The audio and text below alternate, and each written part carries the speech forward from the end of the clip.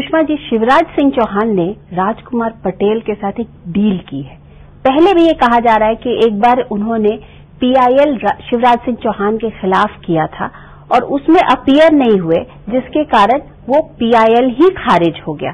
आप क्या मानती हैं कि कोई डील शिवराज सिंह चौहान ने की है आपके लिए? अगर शिवराज सिंह चौहान की रिश्तेदारी थी तो उनको ये कहना चाहिए था कि पहली बार उनके समाज का व्यक्ति मुख्यमंत्री बना था। शिवराज सिंह चौहान को ही चुनौती दी थी राजकुमार पटेल ने। दरअसल ये है कि कहीं न कहीं ये कहा जा रहा है कि सबको जो साठगांठ चल रहा है, इसमें शिवराज सिंह चौहान ये चाहते हैं कि ठीक है, ये एक बहुत इम्पोर्टेंट सीट है चूंकि, इसलिए किसी भी तरीके से इसमें आराम से सुषमा जी निकल जाएं, उनकी भी नाक बच जाए। देख लिए, उनकी नाक जहां तक बचाने का सवाल है, राजकुमार पटेल 2 बार लड़ने चुनाव, तो भी विदिशा सीट सुषमा स्वराज निकाल कर जाती।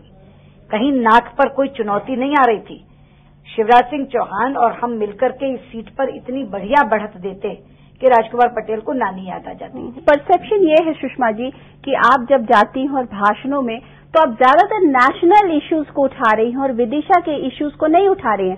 मसलन आपके होर्डिंग्स में ये लगा कि संसद की सशक्त आवाज सुषमा स्वराज, ज्यादा कुछ नहीं है।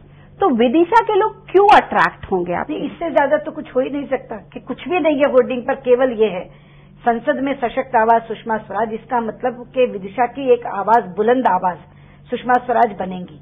और कम से कम ये तो डिस्प्यूटेड नहीं है चीज, इसको तो आप भी डिस्प्यूट नहीं करेंगे। अच्छा, ये सशक्त आवाज जो थी ना, ये पहले पिछले इलेक्शंस में काफी जगह जाती थी, दिखती थी।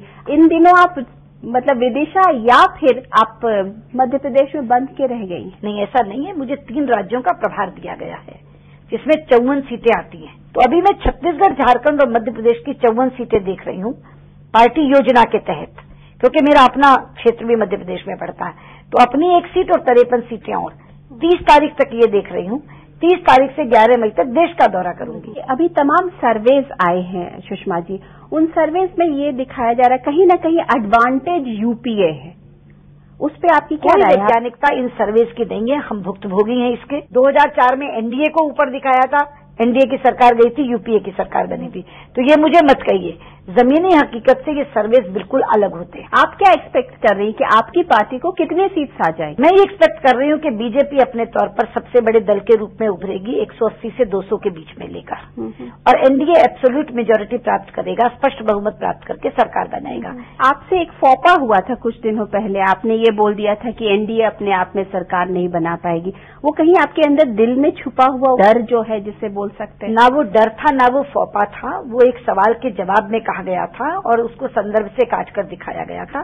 सवाल पोस्ट-पोल अलायंसेस पर था, क्योंकि कपिल सिब्बल बोल चुके थे कि हमारे जो निकल कर जा रहे हैं वो वापस आ जाएंगे।